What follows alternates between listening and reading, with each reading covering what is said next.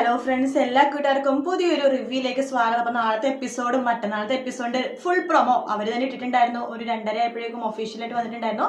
ഞാൻ പറഞ്ഞപ്പോൾ വിചാരിച്ച പോലെ തന്നെ മനോരമ പിണങ്ങി പോകുകയാണ്. പിണങ്ങി പോകുമ്പോൾ ശ്രുതി പറയുന്നുണ്ട്, സർ ഞാൻ പറഞ്ഞ ഡയലോഗ് സാർ അതുപോലെ പോയി പറഞ്ഞാൽ മതി. മനോരമ ഫ്ലാറ്റ് ആയിട്ട് വീടൊന്ന് പറയുകയാണ്. പക്ഷെ പറഞ്ഞു കൊടുക്കുന്ന ഡയലോഗ് കുറച്ചൊരു പഴയ ഡയലോഗാണ് കേട്ടോ.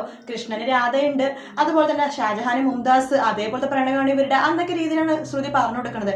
അത് അശ്വിൻ അതുപോലെ പറയാൻ വേണ്ടി പോകുന്നുണ്ടെങ്കിലും അശ്വിൻ എവിടെയൊക്കെ തെറ്റിപ്പോകുന്നുണ്ട്. ഓ ഇതൊന്നും ശരിയാവില്ല, ഞാൻ എൻ്റെ വഴി തന്നെ പറഞ്ഞോളാം എന്ന് വെച്ചിട്ട് നമ്മുടെ അശ്വിൻ മനോരമ പറയുന്നുണ്ട്, ആന്റി പോയാലും ഇല്ലെങ്കിലും ആകാശ് എന്തായാലും പ്രീതിന് തന്നെ വിവാഹം കഴിക്കുള്ളൂ. അത് ഈ വീട്ടിലെല്ലാവരും മനോഹരമായിട്ട് നടത്തി കൊടുക്കും. ആന്റിക്ക് തന്നെയായിരിക്കും നഷ്ടം ഉണ്ടാവാൻ പോണത്. ആരുടെ മകന് നഷ്ടപ്പെടും, ഭർത്താവിനെ നഷ്ടപ്പെടും. എന്തായാലും മോഹനങ്ങളുടെ സ്വഭാവം ആന്റിക്ക് അറിയാലോ. ഒന്ന് വേണ്ടെന്ന് വെച്ച് കഴിഞ്ഞാൽ പിന്നെ ഒരിക്കലും ആക്സെപ്റ്റ് ചെയ്യില്ല മോഹനങ്ങൾ. ആ മോഹനങ്ങളും വേണ്ടെന്ന് വെക്കും. പിന്നെ എന്തിനാ ആന്റി ജീവിക്കണത്? സ്വന്തം ഭർത്താവിനും മോനും വേണ്ടെന്നാണെങ്കിൽ പിന്നെ ആന്റിയുടെ ജീവിതം എന്താകും? അത് മാത്രല്ല, ഈ വീട്ടിലെ ആദ്യത്തെ മരുമോൾ ആരാ? ആന്റിയാ, അറിയാലോ. അപ്പൊ ഇപ്പൊ ആന്റി പോയി കഴിഞ്ഞാൽ പ്രീതി ആയിരിക്കും ഇനി അടുത്ത മരുമകൾ എന്ന് പറയാണ്. അത് കേൾക്കുമ്പോഴേക്കും നമ്മുടെ അപ്പൊ പ്രീതി ആദ്യത്തെ മരുമകളോ? അപ്പൊ ഇവിടുത്തെ എല്ലാ സംഭവങ്ങളും പ്രീതിയുടെ പേരിലാവോലെ? പിന്നല്ലാതെ. പിന്നെ ആന്റി എന്താ വിചാരിച്ചത്?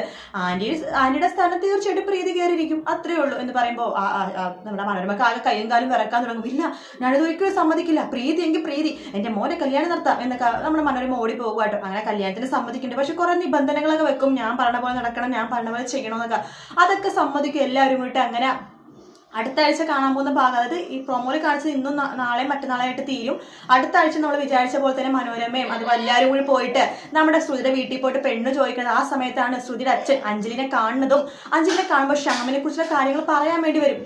ശ്യാം എന്ന് പറയുമ്പോൾ ആർക്കൊന്നും മനസ്സിലാവില്ല അഞ്ജലിയുടെ അച്ഛൻ എന്താ പറയുന്നത്. അസുഖം കൂടിയതാന്ന് വിചാരിക്കും കേട്ടോ. പക്ഷെ ശ്രുതിക്ക് മനസ്സിലാവും ശ്യാം എന്നാണ് പറഞ്ഞതെന്ന്. ആ ശ്രുതി ആലോചിക്കും ചെയ്യും, എന്താ അച്ഛൻ എപ്പോഴും ശ്യാം എന്ന് പറയുന്നത്? ഇപ്പൊ അഞ്ജലി മേഡത്തിനെ കണ്ടപ്പോഴും ശ്യാം എന്ന് പറഞ്ഞു. അച്ഛൻ ഇതിൽ പറയാൻ തുടങ്ങുമായിരുന്നോ എന്ന് ശ്രുതിക്കൊരു ചെറിയൊരു തോന്നലും അപ്പോൾ ഉണ്ടാവും കേട്ടോ. എന്തായാലും കാത്തിരുന്നതിനെ കാണാം. വീഡിയോ ഇഷ്ടപ്പെട്ടെങ്കിൽ ലൈക്ക് ചെയ്യുക, സബ്സ്ക്രൈബ് ചെയ്യുക, കമന്റ് ചെയ്യുക. മറ്റൊരു വീഡിയോ ആയിട്ട് നാളെ രാവിലെ കാണാം. Good night, take care, bye bye.